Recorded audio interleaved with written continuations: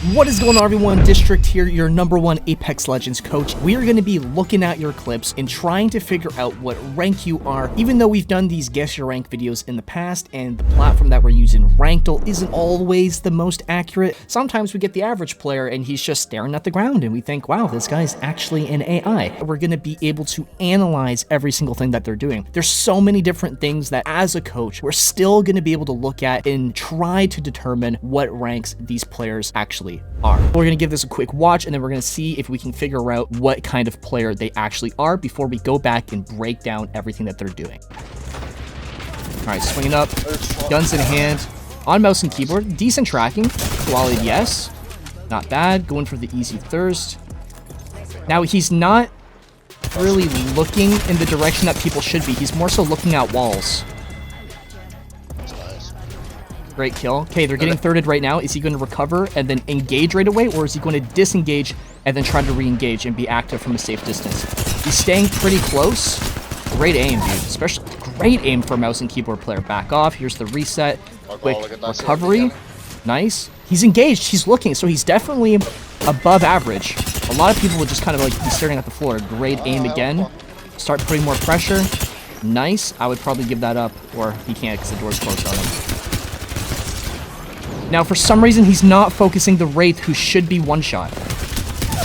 Right? If he did that before, he would have had a much easier time in that 1v1 with the Newcastle. Right off the rip, I'd definitely say he's got a really strong diamond aim, even a really good master aim for mouse and keyboard. If that was controller, I'd be like, that's just regular controller aim. A lot of the time while he was taking these fights here, he was consistently engaging people. A lot of people wait to be engaged. They wait for someone to swing them, and then at that point, it's too late. He does a fairly good job making sure that he's the one actually going out and seeing what's happening. Therefore, he can get the damage, and if he doesn't like it, he can back off. But when people push you, it is really hard to play in a way where you have control over if you're moving up or if you're moving back. It's very tough when people are swinging you instead. Swing or get swung, and this guy was swinging. Now, right off the rip, I'm gonna guess Masters. I don't necessarily think that this was a pred type of play, but I do think that he had really good fundamentals. So we're gonna guess Masters. We're gonna give this one quick last watch right off the rip. Swinging up, already looking where a player should be at the top of the stairs. He didn't see them here, so he knows that they got to be this corner. Right off the rip, great shots. Notice how as he reloads, he dips back into cover and he re-peeks. He sees what's happening. Really simple things. Lower skill players don't practice keeping their health up in moments that they can't be dishing out damage. So the fact that he did something as simple as duck back into cover, again, shows that he's definitely platinum and above. He's looking again. He's re-engaging. He knows that he's free, so he's good to just kind of start thirsting. Right there, I could hear that there was someone in that right side, which means 4 different ways that this guy can peek. He can, 1, wall jump up into this window, and he can peek from the window cell. Option number 2, there's a crack in the ceiling, right? So that crack looks directly at the stairs. 2 obvious options. The door over here on the left and the stairs that he came from. So is he going to start engaging and looking to show presence in that area, or is he going to wait for that player to come to him? Armor swapping.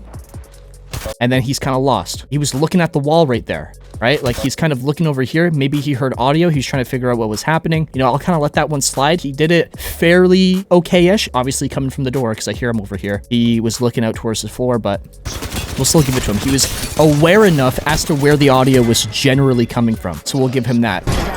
There's the portal. We know that there's a team pushing. Here's the immediate reset. Too many people will try to get the res off. He's got great game sense knowing that even if I res my teammate, he's going to get picked up one shot and I don't have health to keep fighting, which means that my teammate gets knocked and then I can't fight. So first thing he does is he cancels. He recovers himself right away. He doesn't waste heals. He goes for the quick swap.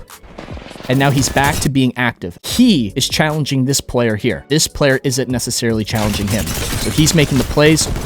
Great aim. Backs off, resets so that he can keep fighting. If he just kept fighting right there, as soon as he started taking the fight, it would have been game over. But right here, he's able to keep his health up even just a little bit. Nice. I personally would have switched to a hip fire as soon as he jumped into the air. So as soon as I saw that happen, I would have immediately gone to a hip fire. That way I have more control over where my bullets are landing, because when you're ADS, only hitting shots if you are right on target. But when you're hip firing, half of their body can be off your crosshair and you're still going to hit half of your shots. Might be a controller thing, but right here, he does the good engagement. I personally wouldn't have dropped down the stairs because now you're in the low ground, right? And now you're stuck in a situation where someone can peek the stairs and you can't easily go up the stairs. So if he was rezzing down here, I would have just peeked from right here, or even better yet, peek off of the top rail. And then that way, you know, you can still look down and you can back off whenever you want. And it still gives you a lot of room that you can play with. So that right there kind of makes me go, okay, maybe he's a diamond, because a pro player wouldn't want to drop down when they have the high ground.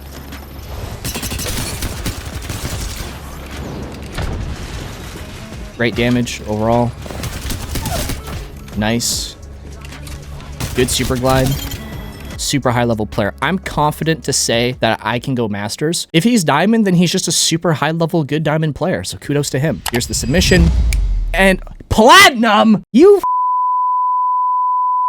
low rank players are actually so sweaty. Maybe I've just been coaching people for so long. I've just brought the skill ceiling up a lot higher. And what used to be master level is now platinum. All right, clip number 2. One watch. Everyone knows the rules. Can we get the quality up here? It literally looks like we're watching a fucking GameCube. I almost want to skip it. It's so bad. This guy is on console because we can see the Xbox icon, which means that he's on Xbox himself. He needs to lower his sense a little bit. It's twitching way too hard for a controller and console. Great shots. So far, he's pretty much just catching everyone who's like out in the open. And he's just able to absolutely blast them. He's obviously capitalizing tremendously off of the fact that these people aren't necessarily looking at him. This is when I would go platinum, but if the last guy was platinum, then he would have to be like silver. Like that would only make sense. Guns in his hand the whole time, he holsters and takes it back out for like that half second. That wouldn't have made a difference. Guns just in his hand the whole time. This is definitely lower skill level player, just the angle on which this player chooses to fight from. If we're walking up into this fight right here, where are the enemies right now? We have one enemy directly in front of us and one enemy, possibly two, over here on this far left side. If we put ourselves right here, which is what he does, you have one in front of you, but now you have two people behind you, which means that if for whatever reason those guys behind you turn around, now you're getting shot in the back while you're shooting this guy here. You might get the knock on him, but you didn't touch any of his buddies. And now his buddies are running at you full health and they're about to blast your ass. Realistically, it makes a lot more sense to either get behind the player or at the very least, not so much in front, but more on the side. That way, if you don't get the kill, at least you're forcing him away from you and you're not in front of other people, right? Now he does back off, so we'll give that, you know, kudos to him. He gets a quick little recovery. He's engaged, he's looking. A lot of people, again, they just wait and they wait to see what happens, which always want to be looking personally to be shooting other people. He comes back, he's engaged. Great shots. Something that he may not have tried to do here is as he shoots this player by strafing back in, one, he mirror strafes and keeps his crosshairs on this player. Maybe he meant to do that, maybe he didn't. But two, primarily, is he cuts off the line of sight of player number 2 who's shooting in the side. Does a great job just taking a step back. Way too many players of low ranks would just stay right there in the open. Great job backing off. And then does a great job pushing up off of what he did. I would like to say gold, but I don't know, to be honest. I don't know. Let's go gold. And now it's a masters. You see how different this is? Holy crap. Like a platinum on PC, that first guy that we watched, looked like he would have been this guy's master. Like, that's just crazy. One of the main things that I'm looking for as an Apex coach, whether we're doing reviews like this, we're watching gameplays, or whether we're actually playing with players in a 1v1 in the range, like maybe you've seen videos here on the tube, or whether we're actually in matches practicing some of the skills that we learned in the 1v1 parts of our coaching sessions, I'm always trying to look for different ways that people are taking too much damage, because it's something that everyone has an issue with, from pro players to brand new players. We all put ourselves in situations where we happen to take too much damage, and that creates a solid opening for other players to come push and finish that gunfight. And one of the tools that I've been using a lot recently is called GamerAble. Basically what GamerAble is a software where you can upload your own gameplays and it will analyze it using AI and find all of these different key moments in your games. For instance, when you start a fight, whenever you get a kill, assist, a knock, whenever you deal damage, whenever you take damage, whenever a player heals, heals or changes their shields. There are so many different key points that you can filter for your gameplay, and something that I've been using a lot is the player health. The reason why this is absolutely game-changing is because over here on this right side, when you turn on player health, it will show you what health you have at key moments inside of a gunfight. And me personally, I've been using this right up here because it's showing me when I am getting too low and when I'm over challenging people, when I'm putting myself in a situation where things just aren't quite the right spot. But something that I actually noticed I was doing quite often was, instead of staying really close to my cover, I would actually start stepping forward a little bit too much, resulting in me taking damage needlessly. For example, this right here, where I catch the horizon off guard, I'm able to get great damage, and as I come back, I'm playing really close to my cover, but as you saw right there, as I'm dealing damage, I'm actually stepping forward further and further in front of this Gibraltar, stepping further and further in front of this Gibraltar right here, and then as you can see, instead of playing really close to the stairs to the point where only my head is exposed, I've chosen to expose my entire body to this Gibraltar. What this ends up doing is it gives not only the Gibraltar, but also his teammate here the opportunity to shoot more of my body, resulting in more damage getting taken. Right there, things could have easily gone wrong, and I could have possibly died, which would have left my teammate Hemlock to be forced to clutch this fight, as opposed to me hitting the 1v3. Now, same thing right there, that Fuse made the exact same mistake that I did, where he threw his whole body out into the open. Now, if you want to check out this insanely cool, unique software, you guys can do though by clicking the link in the description down below. It's completely for free. All you have to do is upload your videos to the platform. Now, coming on back to our last clip number 3, one watch, everyone knows the rules. This here is not a rank match like all of the other clips, but instead, this clip here is a... Wow, absolutely insane aim. Bronze. Right off the rip, bronze. He chose to aim down sight when the guy was right in his face with an SMG. And SMGs, we typically want to hip fire when we're really close to people, especially when we're on controller. And then when the guy was just a foot away from him, he chose to hip fire with the Spitfire, which makes no sense because the Spitfire has awful hip fire instead of looking down sight. So he did that backwards right there.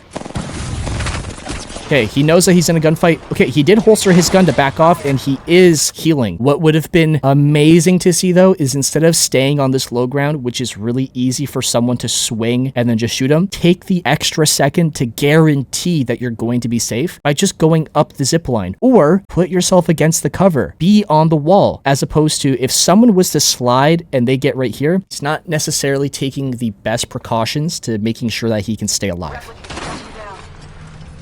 He's kind of doing it. Let's make sure that we're at least looking at what's happening. We're peeking a little bit. What's going down? Starts working his way up. Love to see it. Grapples over. He's all the way out into the open. I thought there was a guy behind him, so that's actually kind of fine. Keeps the pressure. Nice. I would have guaranteed that this guy was like golden below. But if we give this another watch, I'm sure that we can find some things here that he's doing right and some other things that he's doing wrong. So right off the rip, he throws a grenade. Maybe he doesn't want them to play on the door. Maybe he's trying to break it so that they're not able to easily play there.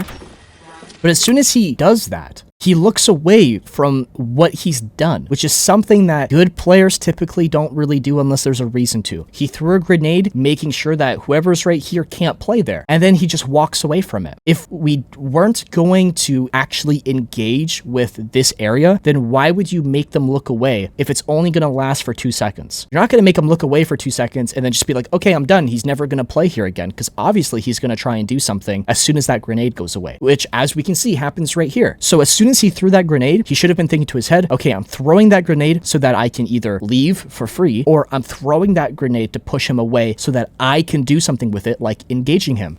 He doesn't. Instead, he basically lets the player just do whatever he wants, which is grapple up and shoot him. Now, right here, insane shots, great aim. Typically, at that range, we would hip fire, and then at this range here, especially with a gun like the Spitfire, we would ADS.